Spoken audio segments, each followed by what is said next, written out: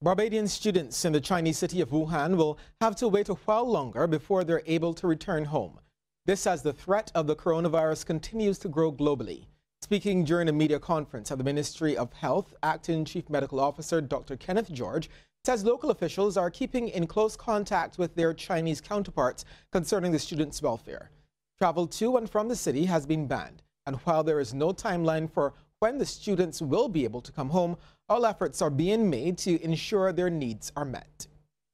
We have interacted with the persons in Wuhan, which is ground zero. There are 3 individuals. Everyone knows that. We have spoken to some parents, and we have tried to convey to them a sense that the Chinese authorities know and have a good handle on the epidemic, and they're giving them good information, so there's no immediate threat to them. Barbados Embassy in China is doing several things behind the scenes to try to make those students more comfortable, and they're working not only with the students but with the parents. Chairman of the Barbados Hotel and Tourism Association, Senator Rudy Grant, says he is satisfied with government's response to the international outbreak of the deadly coronavirus. He says government has been constantly keeping the BHTA up to date with what has been happening. Last Saturday, we had a meeting at the Ministry of Foreign Affairs, which included foreign affairs officials along with officials from the Ministry of Health, the Ministry of Tourism and International Transport, and the ministry responsible for broadcasting. We were at that meeting informed of the various actions that are being undertaken. We are satisfied that those actions are precautionary, because we recognize that the coronavirus is a low risk virus that could impact on Barbados.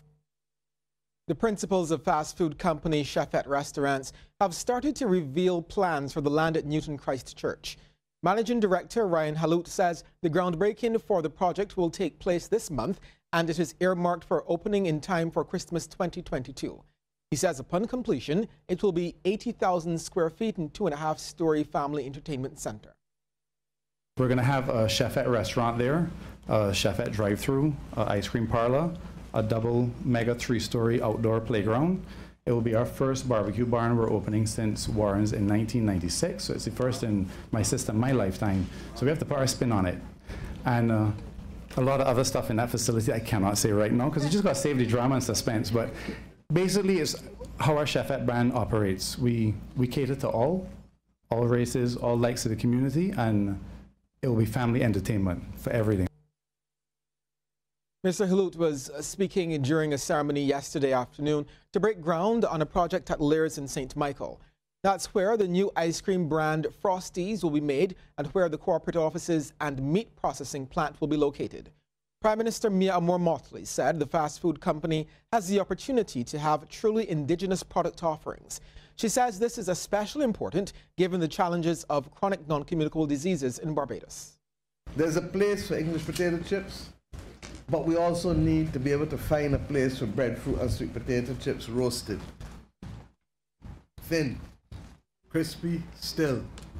And I know that if anybody can solve and create that, you can in a way that is sustainable. We need to be able to offer ice cream flavors that will allow the farmers in St. Andrew and St. Joseph and St. Thomas to know that they can come and get their produce sold, and we need to have a production model that is reflective of seasons as well. Some sad news now. The family of the Caribbean Broadcasting Corporation is once again in mourning following the passing of a former colleague. We remember her as she presented the evening news. Good evening, I'm Michelle Hinkson, and this is the CBC Evening News for Tuesday, July 4th, 1995. Michelle Hinkson, a reporter and news anchor, passed away earlier this week at the age of 50. Ms. Hinkson is a past student of the St. Michael School and the Barbados Community College and was awarded a Bachelor of Arts in Linguistics and Foreign Language Studies from the University of the West Indies, Cave Hill. Her career with the CBC started in November 1992 and ended in June 1996. During that time, she was selected to cover a number of overseas assignments, including the 4th UN Conference on Women in Beijing, China. She was also pivotal in creating a program called Health Watch. Health Watch is basically about just what it says, watching your health. The idea, though, is to move away from illnesses, symptoms, disease, and all the negative stuff, and focus instead on health as life, the positive aspects. If you've never exercised before, how to get into that, how to watch what to eat, the benefits of it, and so on. So that what I'm trying to do is to sort of use myself as a sort of representative of our audience to say, well, I have never really been into watching my health, and now I'm going to go to JR to find out how I can do the things that I'm hoping you will be motivated as the audience to want to do. The board and staff of the CBC extend heartfelt condolences to her loved one.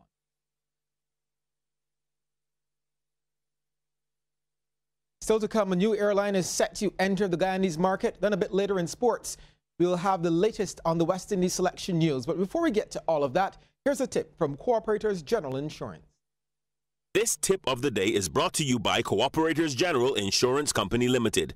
Insurance the way you want it to be. A breathalyzer is a device that is used to estimate a person's blood alcohol concentration by using a sample of their breath.